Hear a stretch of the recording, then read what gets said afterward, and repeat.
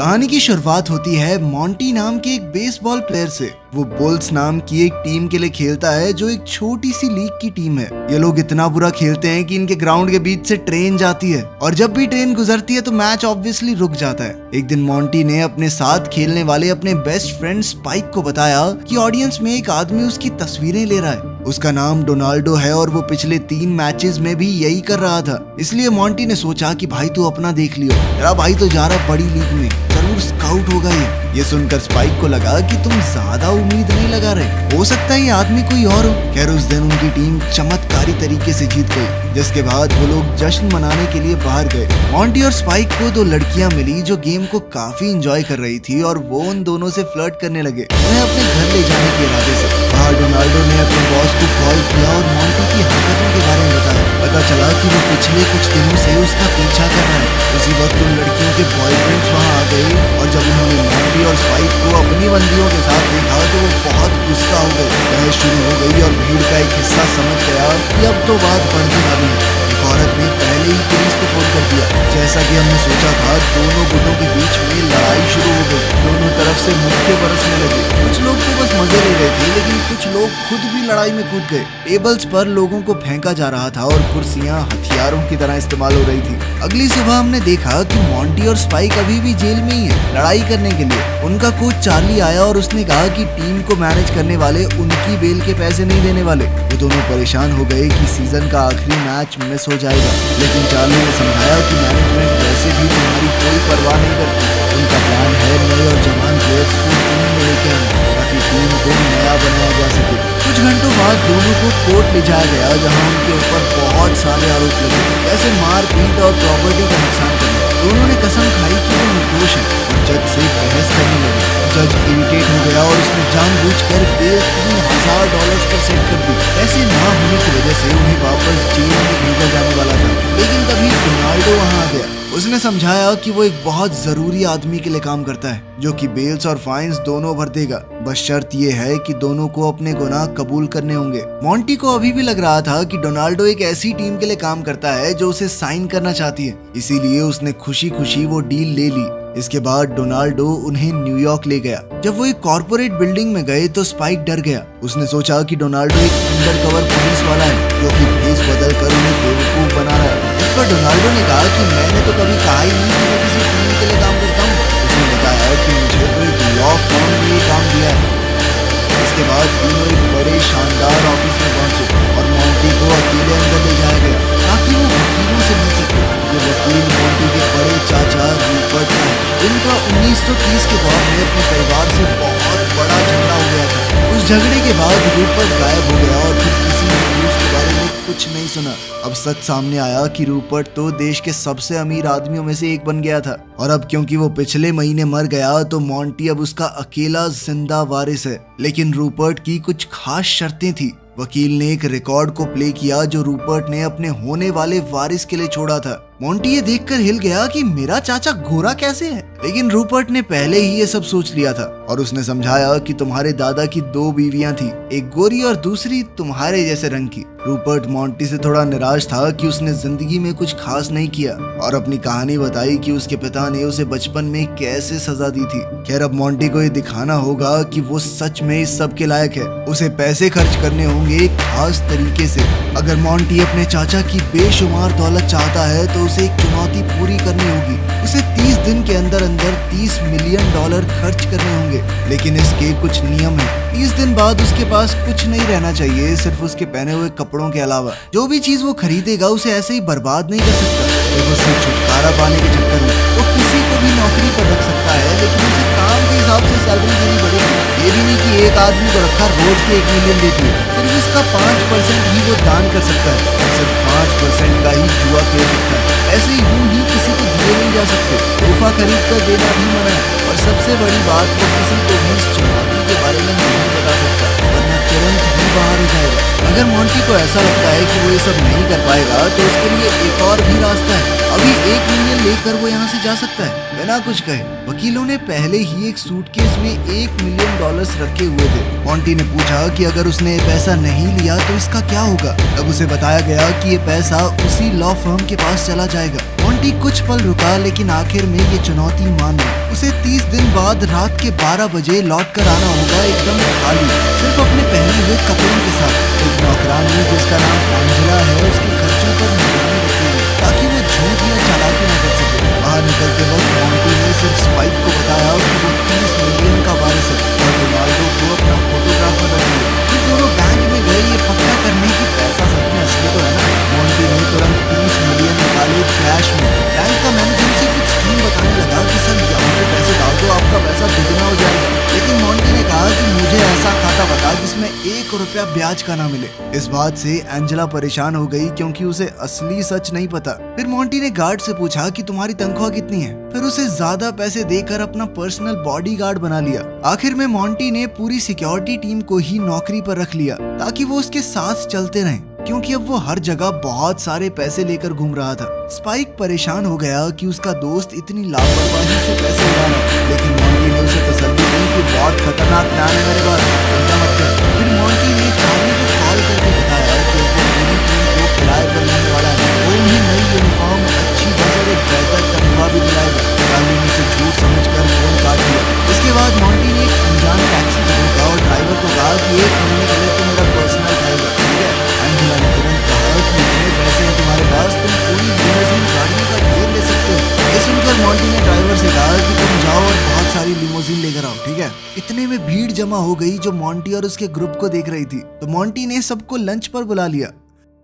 सब एक शानदार रेस्टोरेंट में गए और वहां उसने सबसे महंगी शराब मंगवाई। साथ ही मॉन्टी ने वहां गाना बजा रहे म्यूजिशियन से कहा कि ढंग का बजाओ कुछ, ये क्या बजा रहे हो, मातम पे आया हूँ क्या मैं। खाने के दौरान मॉन्टी लगातार एंजेला से फ्लर्ट कर रहा था। एंजेला ने बताया कि मेरी सगाई हो चुकी है, मेरा फियांसे है। उसका फियांसे एक वकील है जो चैरिटी और समाज सेवा में काफी समय लगाता था, इसी वजह से वो एंजेला को ज्यादा वक्त नहीं देता। मॉन्टी ने मजाक में कहा कि उसे भी बुला लो, वो जितना टाइम यहाँ होगा उसके जितने पैसे बनते होंगे वो भी दे दूंगा। एंजेला ने उसे रोका और कहा कि तुम सब कुछ नहीं खरीद सकते। शहर में खबर फैल गई कि एक अजीब सा मिलियनेयर इधर उधर पैसे उड़ा रहा है। जब मॉन्टी होटल पहुंचा तो रिपोर्टर्स पहले से उसका इंतजार कर रहे थे। मॉन्टी ने उन्हें बताया कि मैं बहुत से लोगों को नौकरी देने वाला हूँ, और साथ ही उसने स्पाइक को अपनी नई कंपनी का वाइस प्रेसिडेंट बनाने की घोषणा कर दी। होटल के अंदर मैनेजर ने पहले तो मना कर दिया कि सबसे ऊपर के 2 फ्लोर पहले से ही रिजर्व है, लेकिन मॉन्टी ने तुरंत कहा कि मैं 10 गुना पैसे दूंगा अगर मुझे वो चाहिए। इसके बाद मैनेजर तुरंत मान गया। अब पूरा ग्रुप आलीशान कमरे में चला गया और मॉन्टी और स्पाइक ने नए सूट किराए पर ले लिए। शाम को एंजेला का फियांसे फॉरेन उसे मिलने आया। मॉन्टी ने तुरंत मौका पकड़कर उसकी चैरिटी में पैसे दान कर दिए। फॉरेन को कमरे में रखे हुए एंटीक पीसेस और फर्नीचर बहुत अच्छे लगे और इस बारे में काफी कुछ जानता था और ज्ञान देने लगा। इस पर मॉन्टी ने खुश होकर कहा कि आज से तुम मेरा पर्सनल डेकोरेटर, और तनख्वाह भी इतनी दूंगा कि सारी उम्र काला कोट पहन के भी नहीं कमा पाएगा। वॉरेन बिना सोचे तुरंत मान गया। एंजेला हैरान हो गई कि उसका मंगेतर इतनी आसानी से पैसों के लिए बिक गया। अगली सुबह वॉरेन अपने लॉ फर्म वाले बॉसेस के पास गया और उनसे कहा कि मुझे 1 महीने की छुट्टी चाहिए। उसके बॉस मान गए, लेकिन बदले में वॉरेन को अपना जासूस बना लिया ताकि वो मॉन्टी के हर एक कदम की रिपोर्ट कर सके। उन्होंने कहा कि एंजेला को भी ये बात नहीं पता। इसी बीच मॉन्टी अपने दफ्तर को लोगों से भर रहा था, धड़ाधड़ नौकरियां मिल रही थी। वो बेकार से बेकार लोगों को भी काम पर रख रहा था, क्योंकि भाई को तो बस पैसे उड़ाने थे। उधर वॉरेन ने अपनी पिछली बीवी मैरिलन को बुलाया, जो कि इंटीरियर डिजाइनर थी।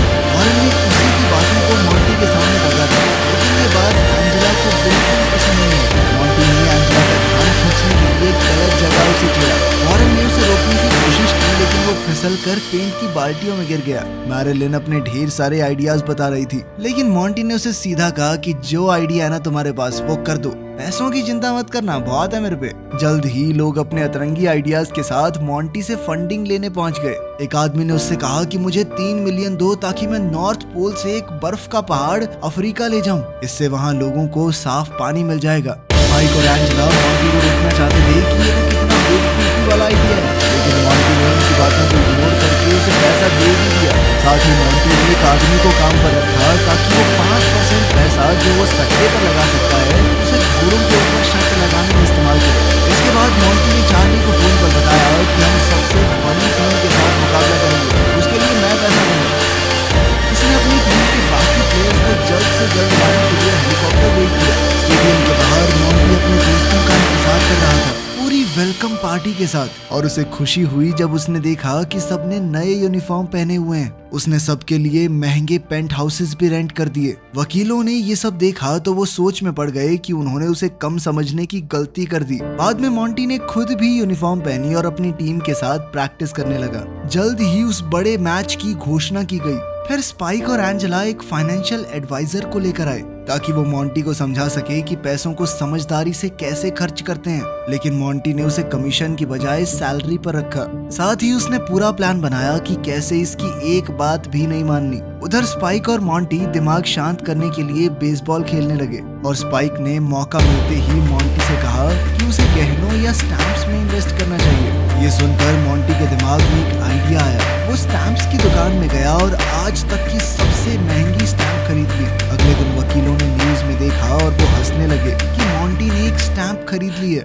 ये तो एक एसेट हो गया, इसकी कीमत घटेगी नहीं। लेकिन थोड़ी देर बाद उन्होंने मॉन्टी का एक पोस्ट कार्ड मिला जिसे देखकर उन्हें बहुत गुस्सा आया क्योंकि उसने वही हद से ज्यादा महंगी स्टैम्प पोस्ट कार्ड खरीदने में इस्तेमाल कर दी थी। उन्होंने हिसाब लगाया कि ऐसे तो ये जीत जाएगा। तो अब उन्होंने सोचा कि वॉरेन को पूरी सच्चाई बता देते हैं ताकि वो जानबूझकर एंजेला के अकाउंट में कुछ गलती कर दे। उन्होंने वादा भी किया कि अगर सारा पैसा मॉन्टी के नाम पर रखने हो गया तो तुम्हें भी पैसे में नहला देंगे।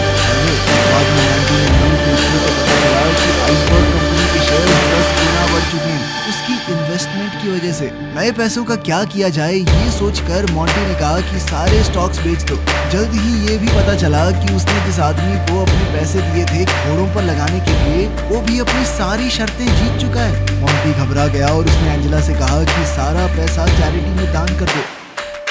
उधर मैरीलैंड ने अपना डेकोरेशन खत्म किया। उसने कमरे में पहले ही बहुत सी चीजें ऐड कर दी थी लेकिन मॉन्टी ने कहा कि इतने पैसे में और ज्यादा खर्च करो। उधर वॉरेन अपने काम में इतना ज्यादा बिजी था कि जब एंजेला से मॉन्टी को खाने के लिए पूछा तो वो मान गई।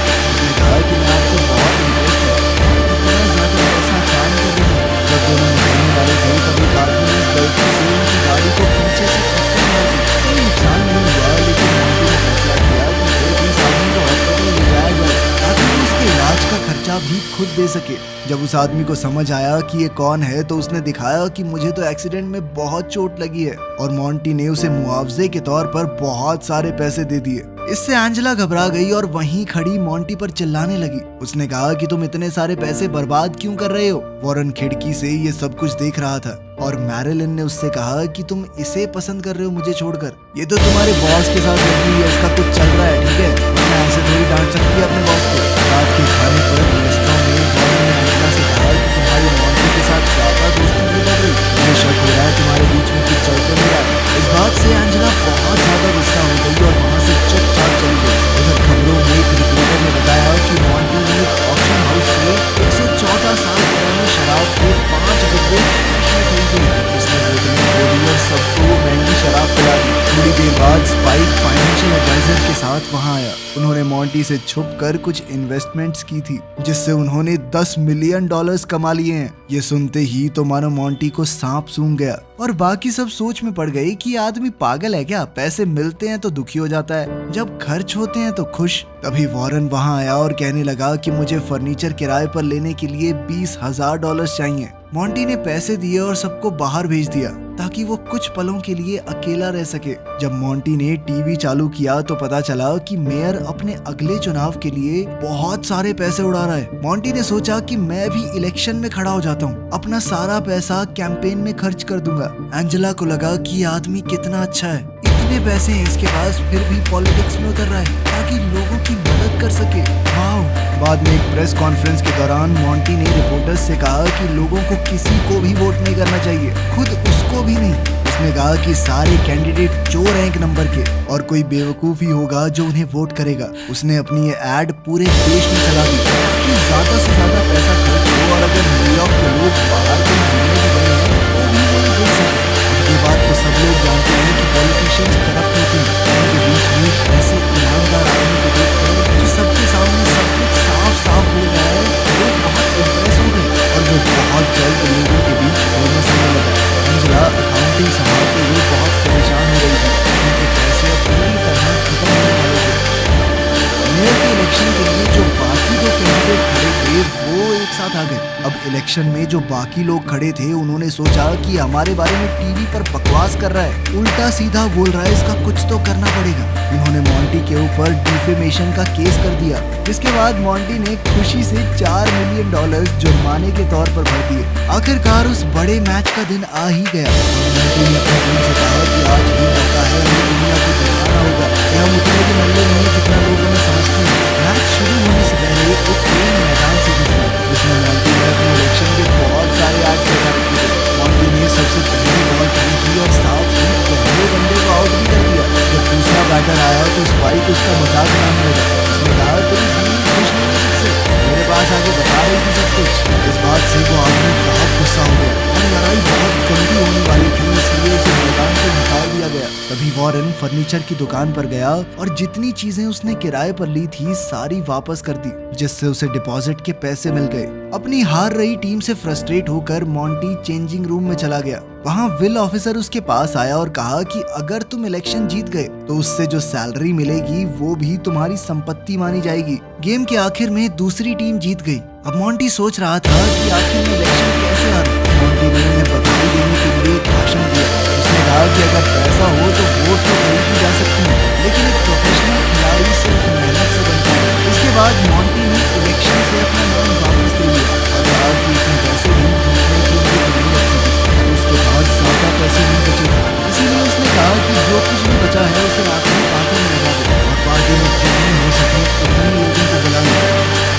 रात को जब एंजेला ने हिसाब किताब बंद किया तो बैलेंस एकदम 0 था। मॉन्टी उसे पार्टी के लिए लेने आया पर एंजेला ने मना कर दिया। वो बहुत गुस्से में थी कि मॉन्टी ने इतने सारे पैसे ऐसी चीजों पर बर्बाद कर दिए जो मायने ही नहीं रखती। वो गुस्से में चिल्लाती हुई निकल गई और मॉन्टी का आई लव यू नहीं सुन पाई। मॉन्टी उससे बहुत प्यार करने लगा था। पार्टी में स्पाइक के गार्ड ने डोनाल्डो की जेबें चेक की तो पता चला कि वो पैसे चुरा रहा था। मॉन्टी के लिए काम करने वाले सभी लोग बहुत उदास थे कि उनका बॉस बिल्कुल कंगाल हो गया है। अब वो सभी लोग अपने पैसे जोड़कर उसकी मदद करना चाहते थे, क्योंकि उसने भी तो जरूरत के समय पर उन्हें फटाक से नौकरी दे दी थी। पर मॉन्टी ने कहा कि नहीं, मैं आप लोगों के पैसे नहीं ले सकता। अगली सुबह जब मॉन्टी की नींद खुली तो उसके सर में बहुत तेज दर्द हो रहा था। होटल मैनेजर उसे याद दिलाने आया कि चेकआउट का समय हो गया है और अलग अलग डिपार्टमेंट के लोग उसकी किराए पर ली हुई चीजों को वापस ले जा रहे हैं जो उसने 1 महीने के लिए ली थी। मॉन्टी ने अपनी पुरानी यूनिफॉर्म पहनी और वो कमरा देखा जो मैरिलिन ने पूरा किया था। उसे वो पसंद आया, लेकिन फिर सारी किराए की चीजें वापस नहीं दी। वहाँ जाते वक्त गार्ड ने मॉन्टी को बताया कि मैंने सब किसी को भी वोट नहीं दिया, जैसा कि आपने कहा। इस रात पूरे शहर को झटका लगा जब पता चला कि इलेक्शन में कोई भी नहीं था, क्योंकि सबने मॉन्टी की बात मान ली थी। अब 12 बजने में सिर्फ 5 मिनट बचे। मॉन्टी तुरंत लॉयर के ऑफिस की तरफ आ गया। से वॉरेन मिला, जिसने कहा कि सर आपकी टीम कैसे बर्बाद रह गए थे। फर्नीचर वाले ने सिक्योरिटी वापस दी थी। गुस्से में चीखते हुए मॉन्टी ने लॉयर से कहा कि मैं हार गया। साथ ही वो पेपर्स पर साइन करने के लिए भी पूरी तरह तैयार था, जिससे वो सारा पैसा लॉ फर्म को मिल जाएगा। अब तो एंजेला गुस्से में ऑफिस के अंदर चली गई और सबके सामने पूरी पोल खोल दी। उसने वॉरेन को धोखाधड़ी के लिए थप्पड़ मारने की कोशिश की, लेकिन मॉन्टी ने उसे रोक दिया। मॉन्टी ने कहा, मैं मारूंगा इसे, और फिर वॉरेन को मुक्का दे मारा। वॉरेन ने कहा कि सबसे आगे मेरे ऊपर हाथ उठाया, केस करूंगा मैं तुम्हारे ऊपर। मॉन्टी ने एंजेला से कहा कि तुम मेरी लॉयर बन जाओ। उसने एंजेला को वॉरेन के दिए हुए पैसे पकड़ा दिए और कहा कि आज से तुम मेरी वकील। घड़ी में जैसे ही 12 बजे एंजेला ने तुरंत अपनी सर्विस की रिसिप्ट बना दी, जिससे आखिरी मिनट पर मॉन्टी का बैंक बैलेंस एकदम खाली हो गया। फैसला सुनाया गया कि मॉन्टी चालान जीत चुका है, इसे अब विरासत का पूरा पैसा मिलेगा। साथ ही लॉयर्स के फ्रॉड की भी जांच की जाएगी। मॉन्टी ने अपनी जीत का जश्न मनाया और एंजेला के साथ एक नई जिंदगी गुजारने के लिए निकल पड़ा।